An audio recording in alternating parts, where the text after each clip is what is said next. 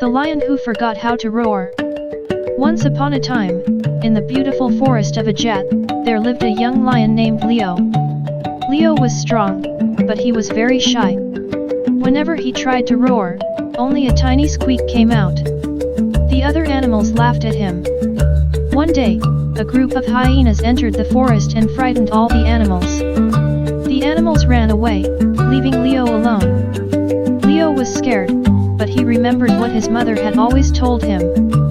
You are stronger than you think. Believe in yourself.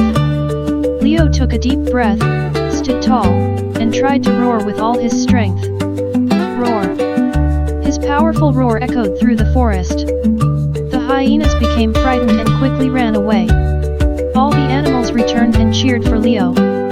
From that day forward, Leo was no longer afraid to use his voice. He learned that his greatest strength had always been inside him. Moral: confidence comes from believing in yourself.